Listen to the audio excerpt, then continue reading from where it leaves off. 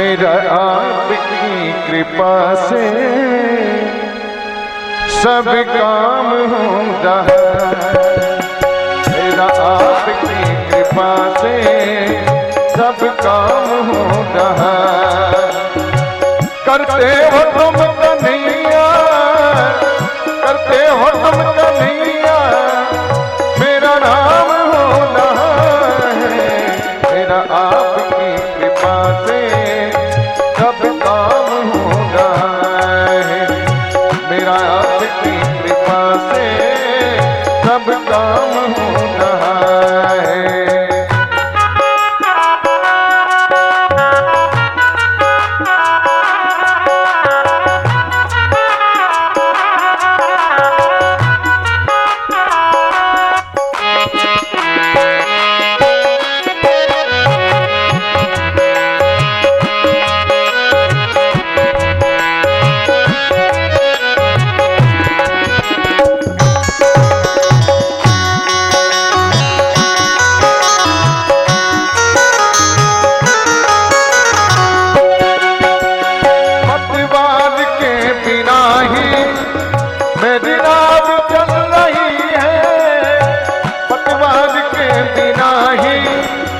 मेरी नाव चल रही है, बिन मांग है कन्हैया, किस चीज की कमी है। बिन मांग है कन्हैया, किस चीज की कमी है।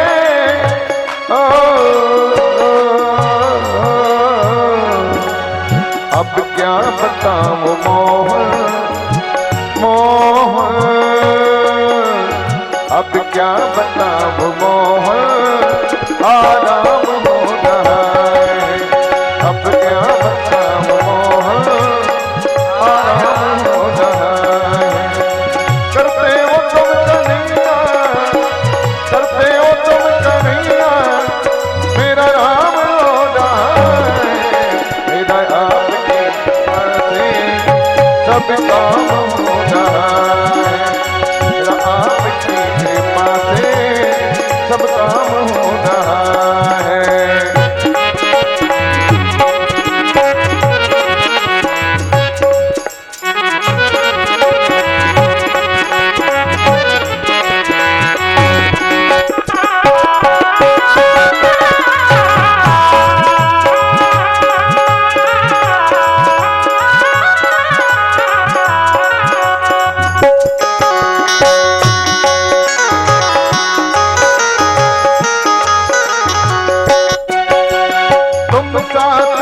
जो मेरे किस बात की कमी है, तुम साथ हो जो मेरे किस बात की कमी है। मुझे और किसी की परवाह नहीं है।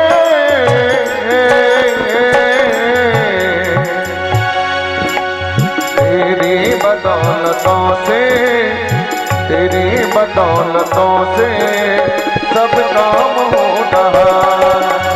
तेरी बदौलतों से सब काम होता है।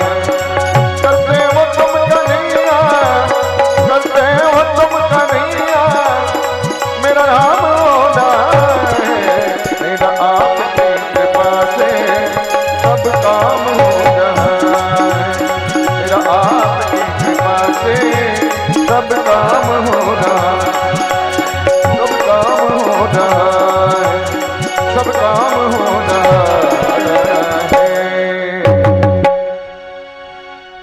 प्रभु नारायण जब बाहर आए, संतों ने देखा, उनका क्रोध दूर हो गया। परमात्मा के दर्शन मात्र से उन्हें विमल मति की प्राप्ति हो गई और प्रार्थना करने लगे, हे भगवान हमसे गलती हो गई है, क्षमा कर दीजिए। भगवान बोले, चिंता मत करो, जो होता है सब मेरे ही द्वारा होता है, मेरी इच्छा थी इसलिए आपने किया। बड़ा वही है जो दूसरों की गलतियों को अपना ले, और छोटा वो है जो अपनी गलतियों को दूसरों के ऊपर मढ़ दे। कई लोग ऐसे होते हैं जो अपनी गलती को दूसरे के ऊपर थोप देते हैं कि मैंने नहीं किया, इसने किया है। अरे लघुता से प्रभुता मिले, प्रभुता से प्रभु दूरी, चींटी ले शक्कर भखे हाथी के सिर। जितना हम छोटा बनने की कोशिश करेंगे परमात्मा मुझे उतना ऊपर उठा देंगे, उतना बड़ा कर देंगे। संतों ने कहा तो परमात्मा, इसलिए तो परमात्मा है, इसलिए तो भगवान है। दूसरों की गलतियां, संतों की गलतियों को अपने ऊपर धारण कर लिए। परमात्मा कहते हैं कि जो आपने नहीं किया संत, मैंने करवाया इसलिए आपने किया। और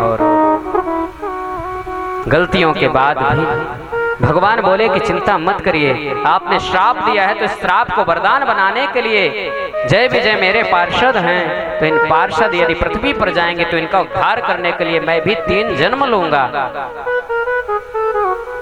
तो परमात्मा जब पहला इनका जन्म हुआ राक्षसों का, हिरण्यकश्यपु हिरण्याक्ष बन करके आए, तो हिरण्याक्ष को मारने के लिए मेरे परमात्मा बाराह बन करके आए। आगे आप सुनेंगे कथा में, सप्तम स्कंद की कथा में, कि किस प्रकार से नारायण हिरण्यकश्यपु को मारने के लिए नरसिंह बन करके आते हैं। अगले जन्म में रावण और कुंभकर्ण को मारने के लिए परमात्मा मेरे राघव बन करके आए। दंतवक्त्र और शिशुपाल को उद्धार करने के लिए मेरे परमात्मा कृष्ण और बलराम बन करके आए। भगवान बोले 3 बार तुम्हारा जन्म होगा और तुम्हें उद्धार करने के लिए मैं 4 बार जन्म लूंगा। इतने दयालु और कौन हो सकते हैं, इतने कृपालु और कौन हो सकते हैं, जो अपने सेवकों की गलती को सुधारने के लिए स्वयं इस धरा धाम पर अवतरित हों।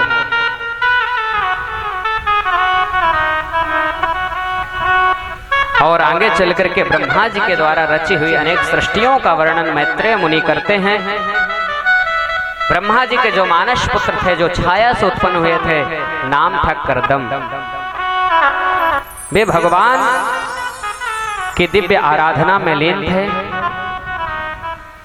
सरस्वती नदी के तट पर सुंदर आसन जमा करके परमात्मा का ध्यान में लीन थे, मगन थे। कई वर्ष जब व्यतीत हो गए महर्षि कर्दम के तपस्या के, तो प्रभु स्वयं प्रकट हुए, दर्शन दिए। बोले महर्षि आप क्या वरदान चाहते हैं? आप किस लिए इतनी कठिन तप को कर रहे हैं? इतनी कठिन तपस्या किस लिए आप कर रहे हैं? तो महर्षि कर्दम कहते हैं कि भगवान मुझे अन्य कुछ नहीं चाहिए, आपको देखता रहूं बस मेरी यही अभिलाषा है। अब परमात्मा को देखे कर्दम जी, और जब कर्दम जी ने परमात्मा को देखा, परमात्मा ने कर्दम जी को देखा, तो दोनों आंखों से अश्रु निकले।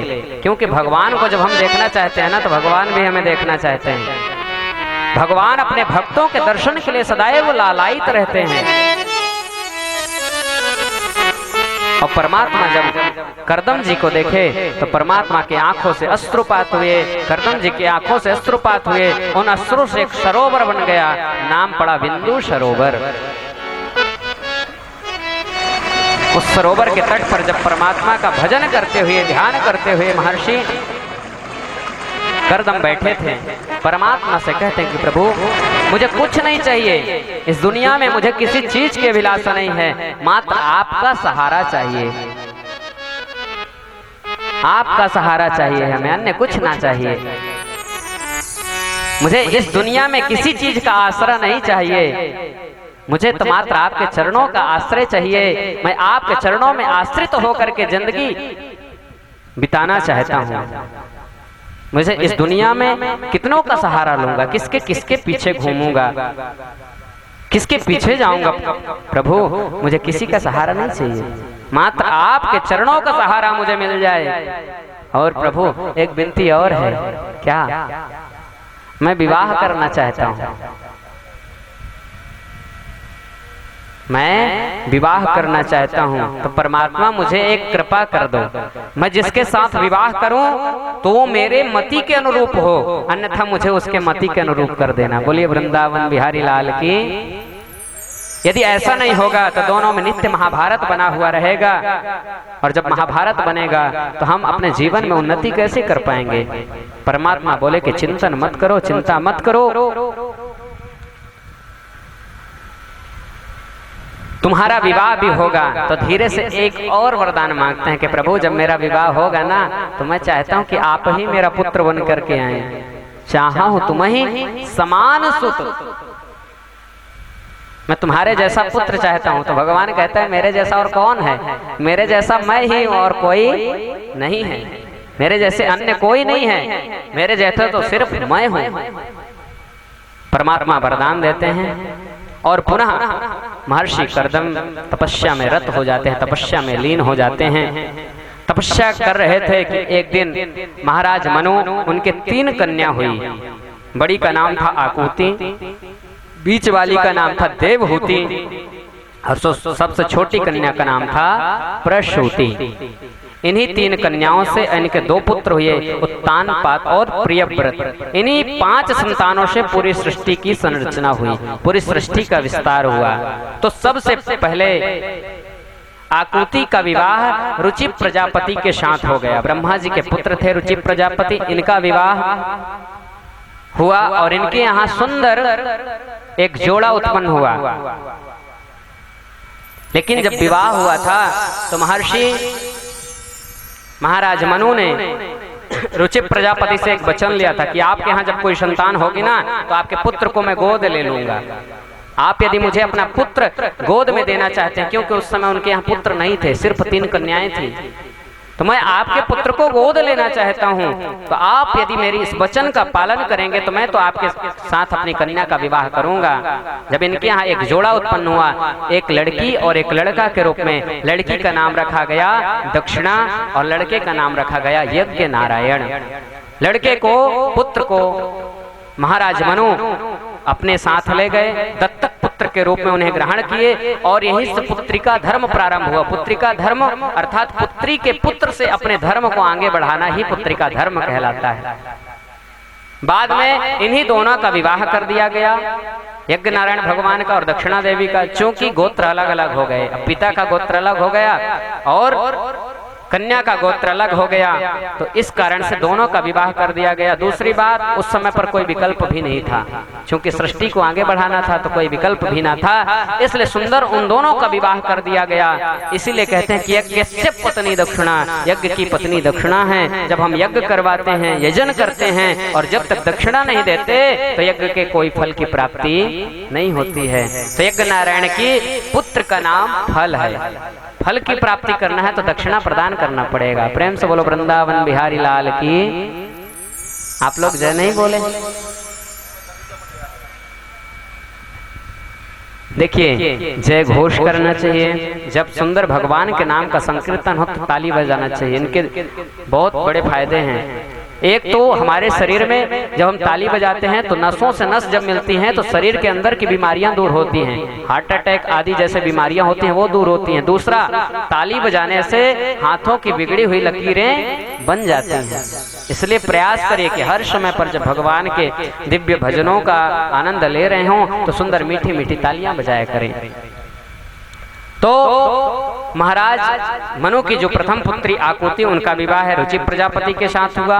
उनके पुत्र जब हुए यज्ञ नारायण तो दक्षिणा देवी के साथ विवाह हुआ। दूसरी पुत्री हुई देवहूति, तो देवहूति का विवाह महर्षि कर्दम के साथ होना था। एक दिन की बात है, अपनी मझली पुत्री को लेकर के ब्रह्मा जी के पास पहुंच गए। कौन? महर्षि महाराज मनु, और बोले कि मेरी बेटी का विवाह कहाँ होगा? बोले कि मेरे पुत्र कर्दम हैं, उनके साथ जाकर के विवाह कर दीजिए। कर्दम के पास पहुंचे विवाह के लिए। कर्दम जी ने सुंदर आसन दिया, बड़े ध्यान से सुनिए। और जब आसन प्रदान किए, देवहूति भी उस समय साथ में थी, तीनों को आसन दिए महाराज कर्दम। तो मनु और शत्रुपा तो आसन में बैठे, लेकिन भगवती देवहूति आसन में नहीं बैठी, आसन में हाथ रख करके किनारे बैठ गई। क्यों? क्योंकि वो मन ही मन में कर्दम जी को अपना पति मान ली, और पति के द्वारा दिया हुआ आसन ग्रहण योग्य नहीं होता है। पति का सम्मान करना चाहिए, पति से सम्मान की अपेक्षा ना हो। देवहूति बैठी, महाराज मनु ने प्रस्ताव रखा कि महर्षि मैं आपके साथ अपनी पुत्री का विवाह करना चाहता हूँ। महाराज करदम बोले कि ठीक है, आप विवाह करना चाहते हैं, लेकिन आप महाराजा हैं, चक्रवर्ती सम्राट हैं, आपकी कन्या तो मखमल के गद्दों में चलने वाली है और मेरे यहाँ आकर के कहाँ घास फूस में चलेगी। आपकी कन्या के चरण इतने कोमल होंगे कि धरती पर चलती है तो उससे रक्तपात होने लगता है, मेरे यहाँ तो ऐसी कोई व्यवस्था नहीं है। और महाराज एक बात ध्यान में रखिए, मैं आपसे कोई दहेज भी नहीं लूंगा। क्यों? क्योंकि यदि मैं दहेज लूंगा तो आपकी कन्या ये समझेगी कि मेरे पिता ने तो मेरे पति को खरीद लिया है और खरीदी हुई वस्तु पर अपना अधिकार होता है। जब अधिकार है तो जैसे चाहो वैसे न चाहो, जैसे चाहो वैसे करो, इसलिए दहेज लेकर के कभी फंसना मत। महाराज करदम की बातों को सुन करके मनु बड़े प्रसन्न हुए और मन ही मन विचार करने लगे कि बात तो जो व्यक्ति मुंह पर सही बोल दे तो पीठ पीछे कभी भटकता नहीं है और दूसरों को कभी धोखा देता नहीं है। मेरी पुत्री के लिए उत्तम वर है और सुंदर वही विवाह करके चले आए। अब विवाह हुआ, बड़े ध्यान से माताएं सुने। विवाह तो हो गया, लेकिन जैसे ही विवाह हुआ तो बाबा करदम की समाधि लग गई। 1 वर्ष नहीं, 2 वर्ष नहीं, 100 साल की समाधि लग गई। कौन सी पत्नी 100 वर्ष जब समाधि लग जाएगी तो रहेगी। आजकल के तो सब सीताराम हैं, बोले वृंदावन बिहारी लाल की। तो जब समाधि लग गई तो भगवती देवहूति नित्य अपनी पत्नी धर्म का पालन करती हैं, अपने पति की सेवा करने जाती हैं, नित्य उनके लिए फल निकाल करके जाती हैं, उनकी पूजन करती हैं, उनकी व्यवस्था करती हैं, हिंसक पशुओं से अपने पति की रक्षा करती हैं। समय व्यतीत हुआ, जब उनके ध्यान खुला, समाधि खुली, तो पूछा देवी आप कौन हो? बोले कि प्रभु आप नहीं पहचानते हैं, आज से 100 वर्ष पूर्व आपके साथ मेरा विवाह हुआ था।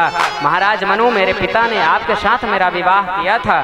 ध्यान लगा करके देखे, बोले इतनी पतिव्रता, इतनी त्याग अन्य कोई स्त्री कोई जीव में नहीं हो सकता, मात्र स्त्री ही इतने त्याग को कर सकती है। इतना धैर्य यदि किसी में है तो मात्र स्त्री में हो सकता है।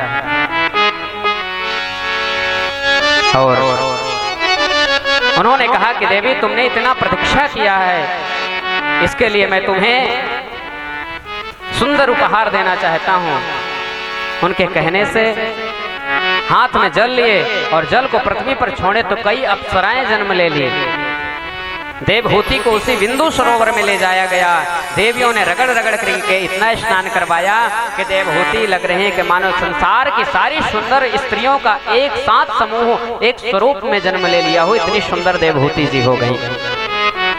महर्षि करदम ने अपने हाथ में पुनः जल लिया और संकल्प से एक विमान को प्रकट कर दिया। नाम पड़ा कामद विमान। 1-2 मंजिला का नहीं, 9-9 मंजिला का कामद विमान हुआ और उसमें संसार की जितनी सुख सुविधाएं होती हैं, सारी सुख सुविधाएं की वस्तु उसमें उपलब्ध थी। महर्षि करदम स्वयं बिंदु सरोवर में स्नान किए, नव यवन स्वरूप को धारण करके भगवती देवहूति के साथ विहार करने लगे। विहार करते करते समय व्यतीत हुआ और उनके यहाँ 1-2 नहीं 9-9 कन्याओं ने जन्म लिया। अनसुईया, अरुंधति, ये सब उन्हीं की कन्याएं हैं। 9 कन्याओं के रूप में नवदा भक्ति ने उनके यहाँ जन्म लिया। एक दिन बोले करदम जी कि देवी बहुत समय व्यतीत हो गया है,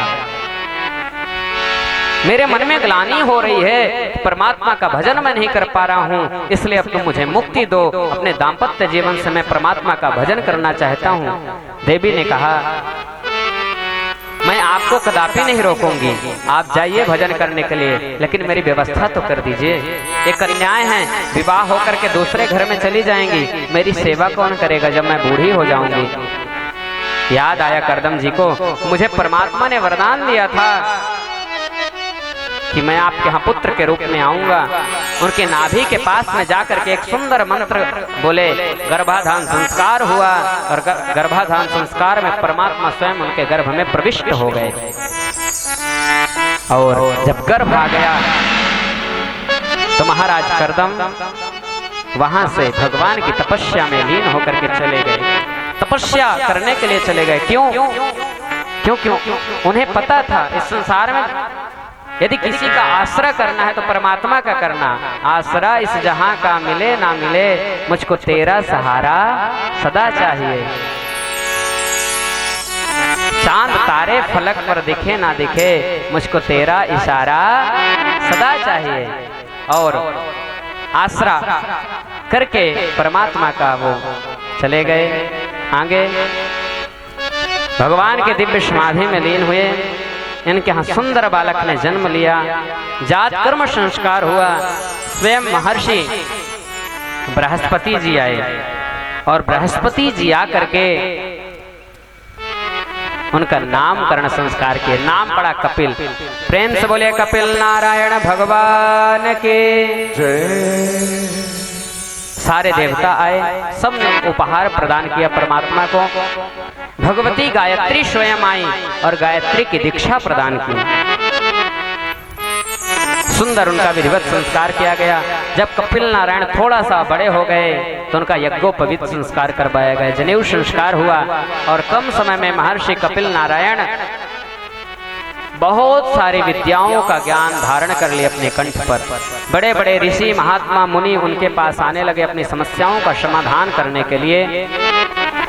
समाधान होते ही सब वहां से प्रस्थान कर जाते थे। एक दिन की बात है, भगवती देवहूति ने भी मन में विचार किया कि मैं भी माया में उलझी हुई हूँ, मेरा कल्याण कैसे होगा। तो अपने पुत्र के पास पहुंची और हाथ जोड़ करके बोली, पुत्र मैं जानती हूँ तुम कोई और नहीं हो, भगवान हो। भगवान के रूप में तुम यहाँ आए हो, सारे संसार को तुम मार्ग प्रशस्त करते हो, मेरा मार्ग कब प्रशस्त करोगे, मेरे ऊपर कब कृपा करोगे। भगवान बोलते हैं, माँ क्या चाहिए आपको। भगवान से मैया बोलती हैं, देवहूति पुत्र मैं ये चाहती हूँ कि मेरी मुक्ति कैसे होगी, मुक्ति का कोई उपाय बता दो जिससे मेरी मुक्ति हो जाए, और मेरी मुक्ति का उपाय किस प्रकार से होगा, संसार में मुक्ति किस प्रकार से मिलती है, ऐसा कोई उपाय बताओ।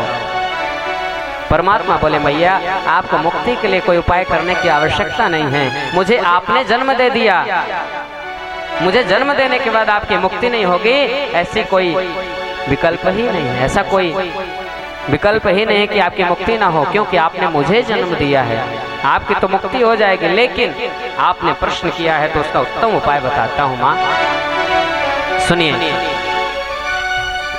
जीव किस प्रकार से आता है और किस प्रकार से जाता है। जीव के आगमन और जाने का नियत एक समय है, जब माता पिता के संबंध से एक अंड उत्पन्न होता है।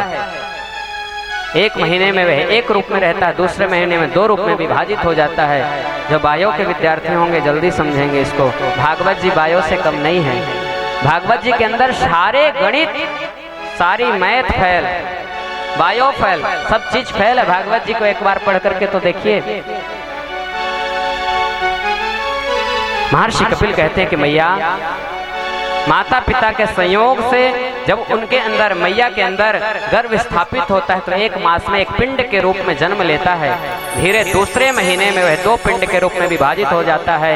तीसरे महीने में दोनों पिंडों का आकार बड़ा होता है। चौथे महीने में त्वचा आदि का निर्माण होने लगता है, हाथ पांव का निर्माण होता है।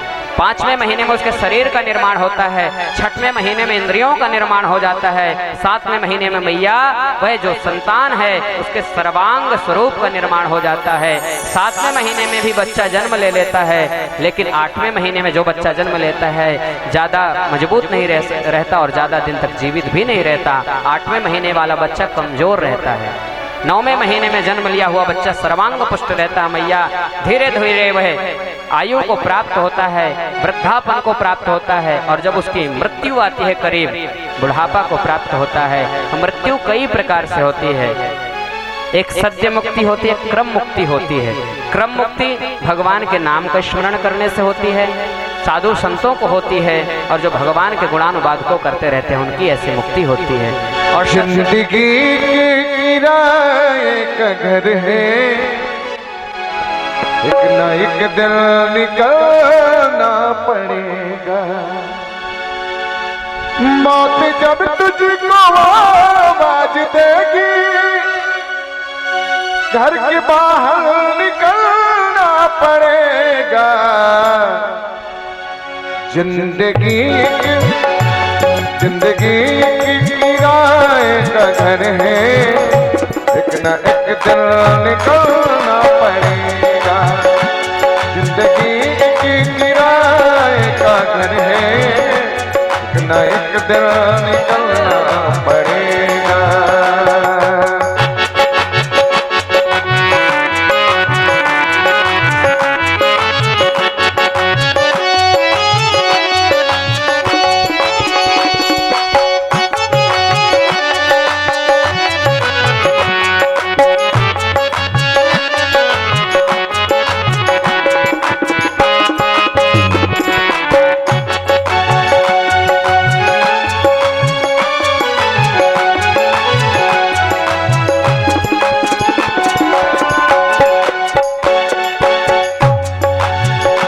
रात के बाद होगा सवेरा, देखना ही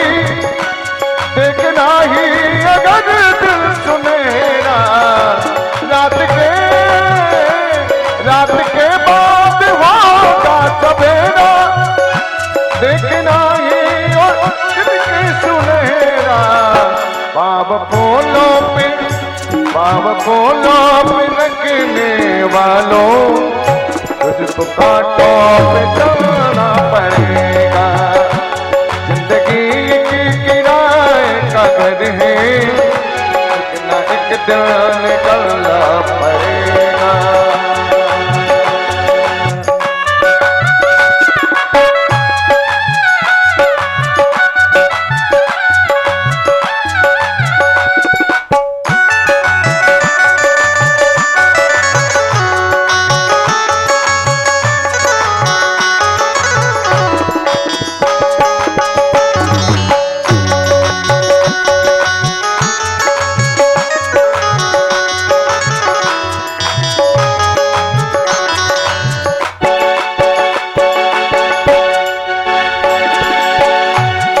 जवानी है 2 दिन का सपना,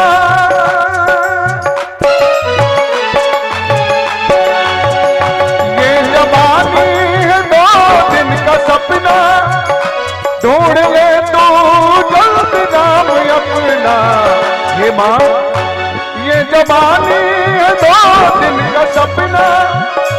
ढूंढ ले तू जल्द नाम अपना। ये जवानी अगर डल गई तो उम्र भर हाथ मलना पड़ेगा। ये जवानी अगर डल गई तो उम्र भर हाथ मलना पड़ेगा। जिंदगी के किराए का घर है, एक न एक दिन निकलना पड़ेगा।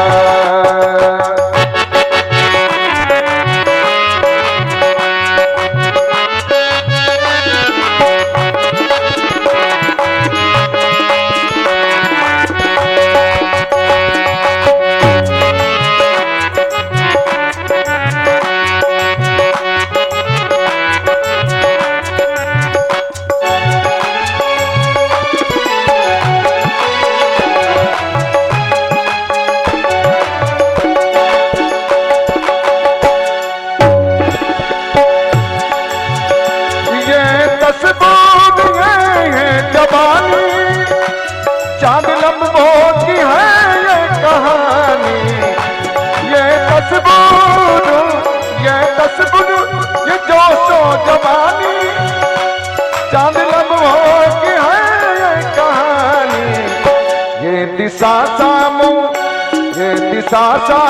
तक देख लेना, चढ़ते सूरज को ढलना पड़ेगा।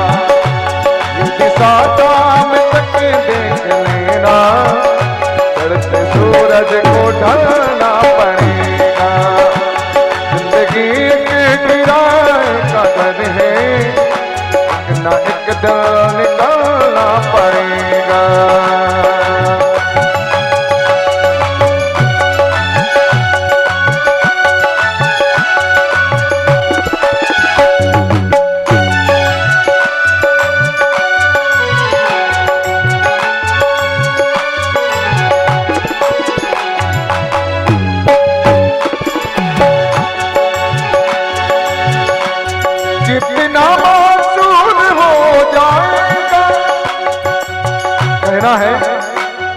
कितना मासूम हो जाएगा तू, कितना मजबूर हो जाएगा तू, कितना मासूम हो जाएगा तू, कितना मजबूर हो जाएगा तू।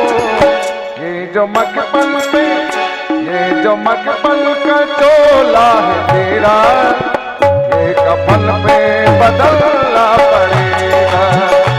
ये जो मकबल का चोला है तेरा, ये कफन पे बदलना पड़ेगा। जिंदगी एक किराए का घर है, एक ना एक दर निकलना पड़ेगा।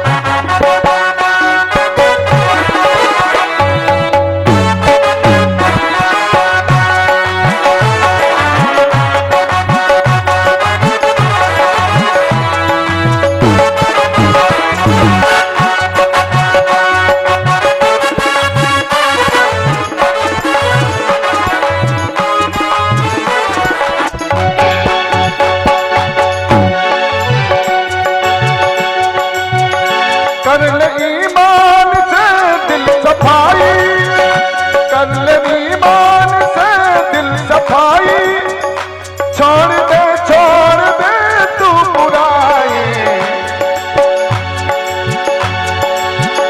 कर ले ईमान से दिल सफाई, छोड़ दे तू बुराई। आजकल लोग बुराई बहुत करते हैं, इसलिए सब लोग छोड़ दीजिएगा। और बुराई तो करते ही हैं, बुराई वही करता है जो तालियों की सेवा नहीं करता, और जो तालियों की सेवा करता है ना वो कभी बुराई नहीं करता। इसलिए पता चल जाएगा जो तालियों की सेवा नहीं करेगा। भाई सब लोग तालियों की सेवा, सब लोग ऊपर हाथ उठाइए। कर ले ईमान से आई, छोड़ दे तू बुराई। वक्त बाकी है, वक्त बाकी है, अभी भी संभल जा, वरना दो जग में जलना पड़ेगा। वक्त बाकी है, अभी भी संभल जा, वरना दो जग में जलना पड़ेगा। जिंदगी एक किराए का घर है, एक ना एक दर निकलना पड़ेगा। घर है, एक ना एक दर निकलना पड़ेगा।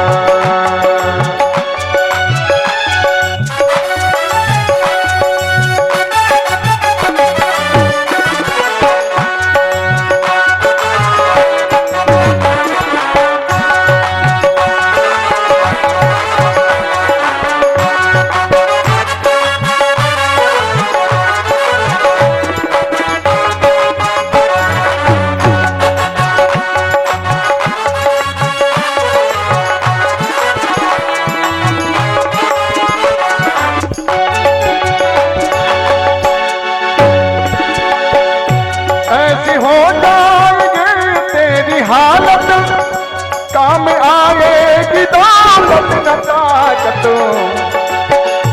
ऐसी हो जाएगी तेरी हालत, काम आएगी दौलत न ताकत। छोड़ कर अपनी ऊंची हवेली, तुझको बाहर निकलना पड़ेगा। छोड़ कर तुझको ऊंची हवेली, तुझको बाहर निकलना पड़ेगा। जिंदगी की किराए का घर है, एक ना एक दर निकलना पड़ेगा। मौत जब तुझको आवाज देगी, तुझको बाहर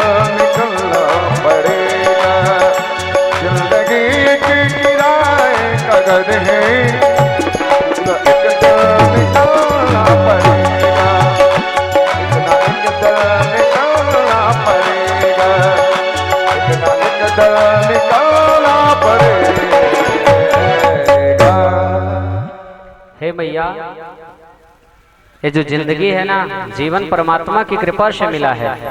ये इतना सुंदर मानव तन पाकर के भी मनुष्य भगवान के भजनों को प्राप्त नहीं करते हैं। पता नहीं किस किस कुसंग में पड़ करके गलत गलत रास्तों को अपना करके कुमार्गगामी बन जाते हैं। भैया सर्वप्रथम तो अपने इंद्रियों को अपने वश में करना चाहिए। देखना इंद्रियों के न घोड़े भगे, इनमें हरदम ये संयम के कोणे पड़े।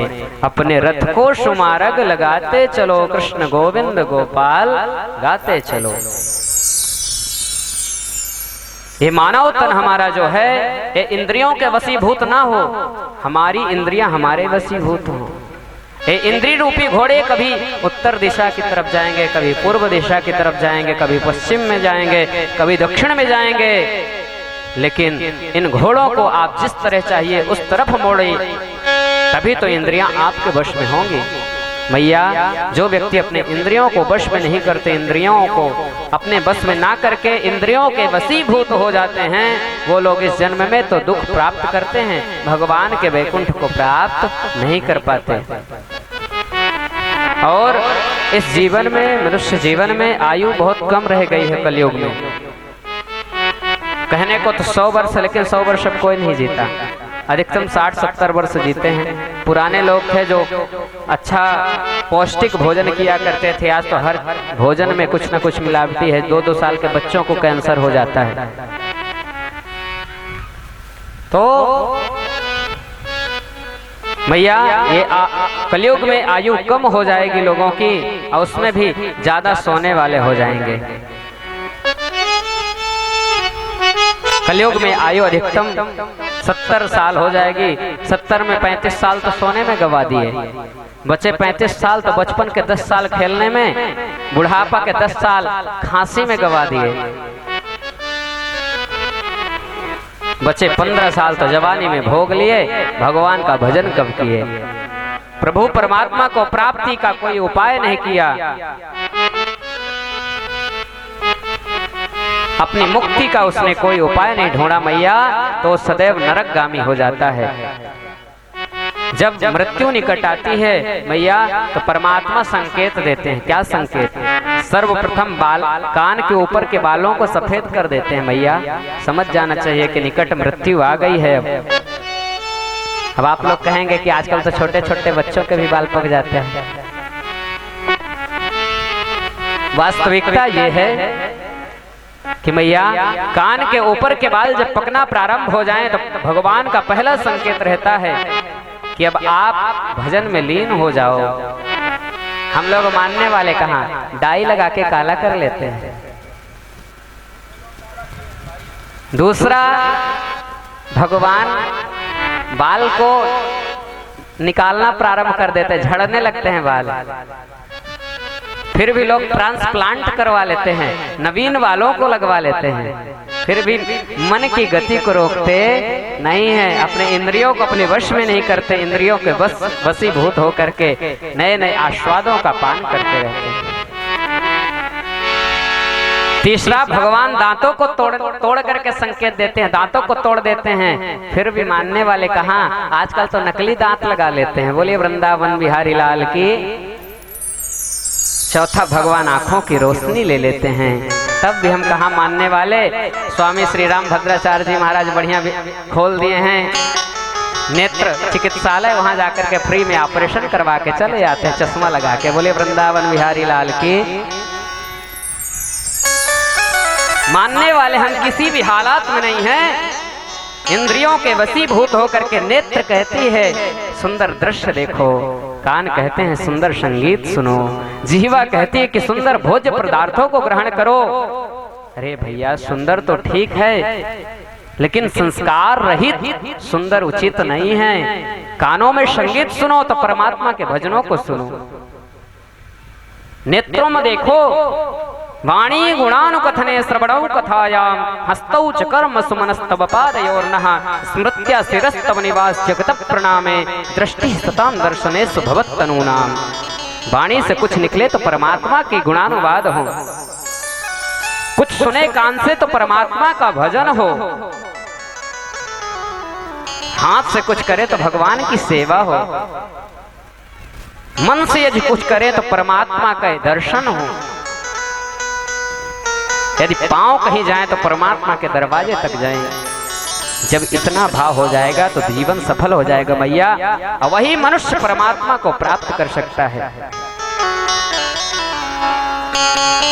और इस मानव जीवन को पा करके जो मनुष्य भगवान की भक्ति को नहीं करता, साधन धाम मोक्ष कर द्वारा जे न पाई परलोक सवारा। इस साधनों का धाम मनुष्य तन है, और इस तन को पाने के बाद यदि परमात्मा की प्राप्ति नहीं हुई तो हमसे अच्छे तो जानवर हैं। उदरम भरणो जीवाहवारा का कूष्ट भाषिणा। अपने उदर भरने के लिए तो कुत्ते भी अपना उदर भर लेते हैं, तो क्या हम पेट भरने के लिए मात्र यहाँ जन्म लिए हैं, मानव शरीर पाए हैं? नहीं, परमात्मा की प्राप्ति के लिए, परमात्मा की कृपा से, परमात्मा की करुणा से हमें भगवान ने, परमात्मा ने मानव तन दे दिया है। क्यों? क्योंकि परमात्मा कहते हैं कि तुम भजन करके मुक्ति प्राप्त कर लो। और मानव शरीर पा करके हम भगवान के भजनों को नहीं करते, भगवान के नाम स्मरण को नहीं करते, तो पुनः 84 लाख योनियों के चक्कर में भटकते रह जाते हैं। इन 84 लाख योनियों के चक्कर से यदि मुक्त होना है मैया, कपिल नारायण अपनी माँ को कह रहे हैं कि इन 84 लाख योनियों से मुक्त होना है तो परमात्मा के नामों का स्मरण करता रहे, परमात्मा की कृपा से वह मुक्त हो जाएगा। जन्म लाभः परः पुंसाम अन्ते नारायण स्मृति। मनुष्य जीवन का उत्तम लाभ वही होगा जो अंत समय में नारायण की स्मृति आ जाए, ध्यान आ जाए। लेकिन मैया कहना क्या, लोग तो अपने पुत्र कलत्र जाया शुद्ध के चक्कर में पड़ करके अपने जीवन को नष्ट कर देते हैं, व्यर्थ ही सोचते रहते हैं कि हम बोझा अपने शरीर पे ढो रहे हैं। वास्तविकता है हम लोग जबरदस्ती बोझा ढो रहे हैं अपने जीवन में। एक व्यक्ति था, उस व्यक्ति को फांसी होने वाली थी, और उसको फांसी होने वाली थी। वैज्ञानिकों ने उसके ऊपर शोध करना प्रारंभ किया।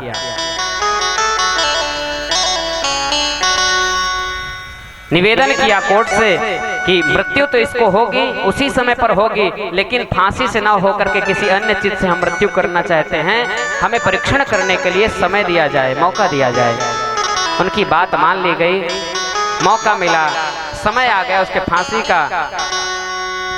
बार बार उस व्यक्ति को सुनाया जाता कि तुम्हारी मृत्यु फांसी से नहीं होगी, तुम्हारी मृत्यु कोबरा के, जो सर्प होता है सबसे जहरीला सर्प कोबरा, उसके काटने से तुम्हारी मृत्यु होगी। समय जब आया निकट उसके मृत्यु का, तो सामने कोबरा को रखा गया।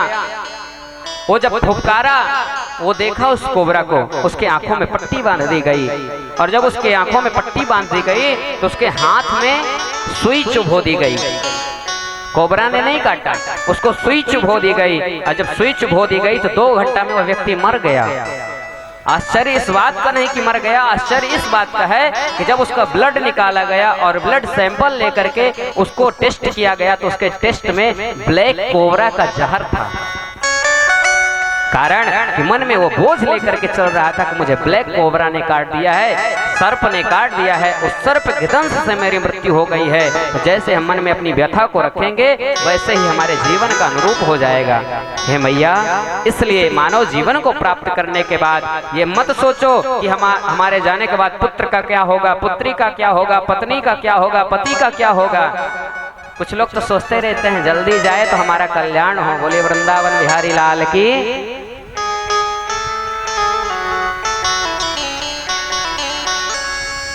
सूरत नाम का एक वैश्य था, देवी भागवत की कथा है, बहुत छोटी कथा है। सूरत नाम का एक वैश्य था, जिंदगी भर उसने बहुत सारे धन को अर्जित किया, बहुत सारा धन कमाया। एक दिन क्या सुनता है कि उसकी पत्नी और बच्चे आपस में बात कर रहे हैं, क्या मेरा बाप कब मरेगा और मुझे कम से कम इसकी संपत्ति की प्राप्ति होगी। तो पत्नी कहती है मरेगा कि नहीं मरेगा, आज रात को उसको मार डालते हैं। कौन कह रहा है? पत्नी कह रही है, जो 7 वचन ली थी, जो यज्ञ मंडप में अग्नि के सन्मुख हाथ में संकल्प लेकर के 7 वचनों को ग्रहण की थी कि जिंदगी भर, एक जन्म क्या 7 जन्म तक मैं तुम्हारा साथ निभाऊंगी, वही पत्नी बोल रही है कि मरेगा, कब मरेगा पता नहीं, आज ही इसके मुख में तकिया दबा करके इसको मार डालते हैं। उसने जब इतना सुना तो उसके मन में वैराग्य जन्म ले लिया। अरे मैं क्या गलती कर रहा था, जिंदगी भर इनके लिए अपना जीवन समर्पित कर दिया कमाने के लिए, और ये सुनने को मिल रहा कि मेरे पुत्र और मेरी पत्नी मुझे मारना चाहती हैं। तुरंत साधु का वेश बनाया और जंगल में चला गया तपस्या करने के लिए। तात्पर्य इसका यह है, हर व्यक्ति आपसे सिर्फ आपके द्वारा उपार्जित धन का उपयोग करना चाहते हैं, आपकी सुरक्षा किसी को नहीं है। आप स्वस्थ हो इसको किसी से मतलब नहीं है, आप अस्वस्थ हो इससे किसी को मतलब नहीं है, आप हमारे कितना काम आ सकते हो इससे लोगों को मतलब है। लोग ये नहीं चाहते कि आपका क्या होगा, आप ये चाहते हैं हमारा क्या होगा। भैया इसमें फंस करके जीव अपने आप को समाप्त कर लेता है। अंत में जब उसकी मृत्यु होती है तो किसी की आंखों के द्वार से मृत्यु होती है, किसी के नाक के द्वार से मृत्यु होती है, किसी के मुखमंडल से मृत्यु होती है, और किसी के ब्रह्मरंध्र से मृत्यु होती है। भैया जिसके ब्रह्मरंध्र से मृत्यु होती है वो मुक्त हो जाता है, भगवान के चरणों में समर्पित हो जाता है। हे माँ, इसको जो भी मनुष्य अपने जीवन में नियम बना लेगा कि अब भगवान का भजन करूंगा, अब भगवान के नियमों का पालन करूंगा, उसकी मुक्ति अवश्य हो जाएगी। बीती ताहि बिसारी दे आगे की सुध लई, बहुत समय बीत गया, कम समय बचा है, कम समय में अपने जीवन को सुरक्षित कर ले, यही मेरी विनम्र प्रार्थना है। और भगवान कपिल नारायण अपनी मैया को सुंदर उपदेश करते हैं। मैया इतनी द्रवीभूत होती हैं कि उनका शरीर जलमय हो जाता है और नदी बन करके बहने लगती हैं। कपिल नारायण उससे 3 आचमन करते हैं, गंगा सागर में जा करके निवास बनाते हैं, गंगा सागर में रह करके सब भक्तों का कल्याण करते हैं। जो भी मनुष्य भगवान कपिल के चरित्र को सुनता है उसकी मुक्ति भगवान के द्वारा बताए हुए रास्तों के माध्यम से यदि नियमों का पालन करता है तो उसकी मुक्ति अवश्य हो जाती है। अब समय पूर्ण हो चुका है, भगवान की दिव्य भागीरथी प्रवाहित हो रही है। ये छोटे छोटे बच्चे ही ये पूरी भागवत को कर रहे हैं, साहिल और क्या नाम रोशनी, और भी आप सब लोगों का सहयोग है, संतोष भैया का तो विशेष सहयोग है, माता जी हैं, सब लोग कर रहे हैं। लेकिन ये भी बहुत बड़े नहीं हैं, बहुत वयोवृद्ध नहीं है, बहुत मैच्योर नहीं है, काम करने वाले यही दोनों बच्चे हैं। तो इसलिए आप सब लोग सहयोग करिए इनके यज्ञ में, सब लोग बड़े भाव से सब लोग सम्मिलित होकर के इस यज्ञ को सफल बनाइए। अपना जीवन सफल बनाने के लिए आप सब लोग कथा सुनिए। उनका क्या है, वो तो बैठ करके सुन ही रहे हैं कथा। आप लोग अपना कल्याण चाहते हैं तो आप लोग आइए, कथा को श्रवण करिए, अपने जीवन को धन्य बनाइए। आइए कुछ क्षण भगवान नाम का आश्रय लेकर के अपने वाणी को विश्राम। प्रेम से बोले वृंदावन बिहारी लाल की। मुकुंद माधव गोविंद बोल, केशव माधव हरि हरि बोल, केशव माधव हरि हरि। मुकुंद माधव गोविंद बोल, कुंद माधव गोविंद बोल, केशव माधव हरि हरि बोल, केशव माधव हरि हरि बोल। राम राम बोल, श्याम श्याम बोल, राम राम बोल, श्याम श्याम बोल। केशव केशव बोल, माधव माधव बोल, केशव केशव बोल, माधव माधव बोल।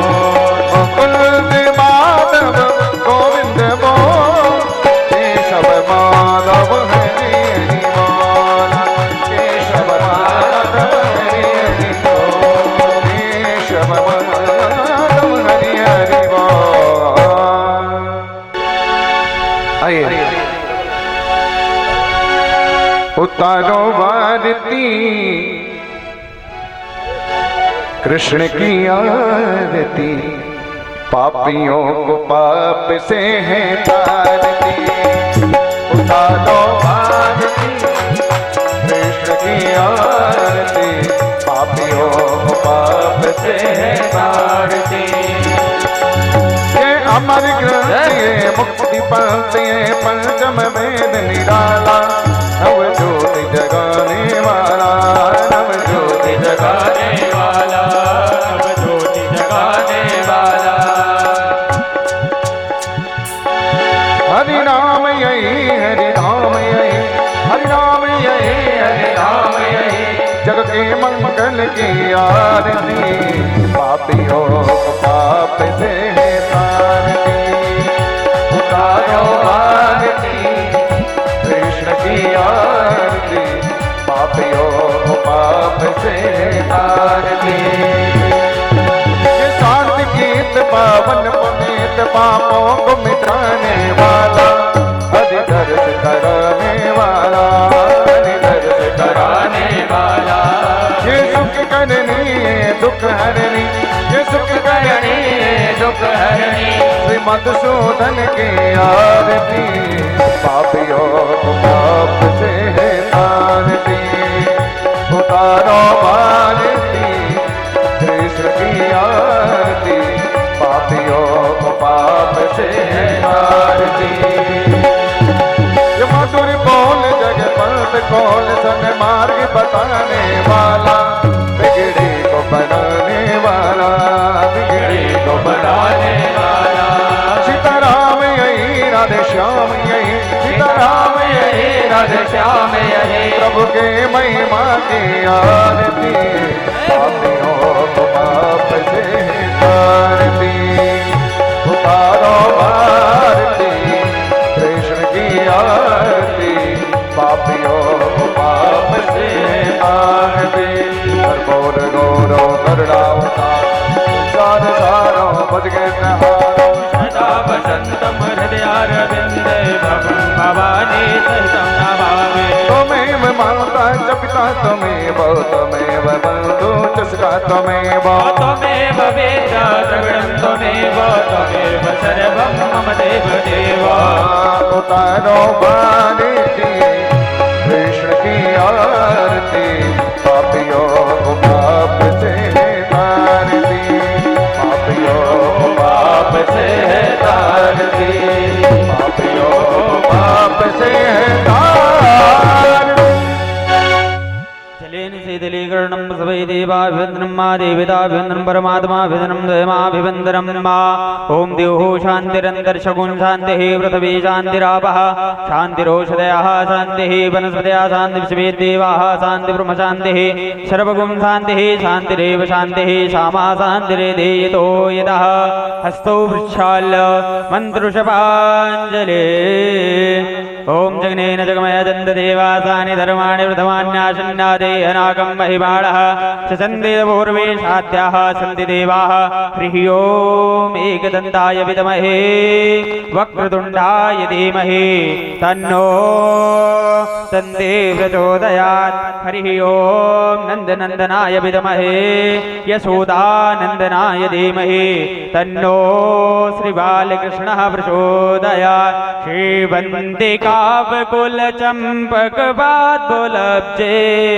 पुण्या गजाति गर्भीर रसाल पुष्पे, बिल्व प्रवाह तुलसी दल मंजरेभे, त्वं पूजयामि जगदीश्वर मे प्रसीद। नाना सुगन्ध पुष्पाणि दागालोद्भवानि च, पुष्पाञ्जलिर्मया दत्त्वा विहाड परमेश्वर, मन्दुरपुष्पाञ्जलिं समर्पयामि। बोले वृंदावन बिहारी लाल की, श्रीमद्भागवत महापुराण की, श्री व्यास नारायण भगवान की, श्री हनुमान जी महाराज की। आप लोग तो बोल ही नहीं रहे हैं जयकारा। धर्म की, एक बार और तेज से बोलिए थोड़ा।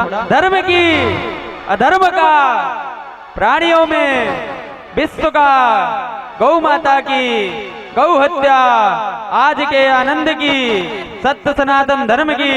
ओम नमः पार्वती पते, हर हर महादेव। बोले वृंदावन बिहारी लाल की। श्री राधे। बड़े सौभाग्य की बात है कि हमारे पास एक गीता जी यजमान परिवार के द्वारा प्रदान की गई हैं। वो गीता जी बोलती भी हैं, वो बोलती हैं, हम आपको सुनाते हैं।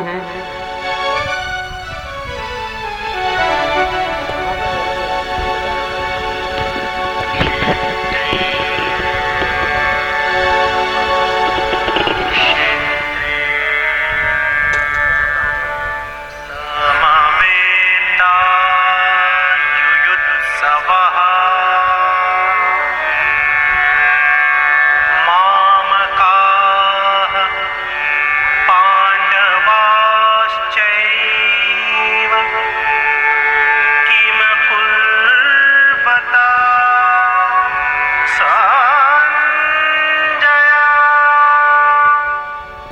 ये गीता जी 3 भाषाओं में है, हिंदी, अंग्रेजी और संस्कृत।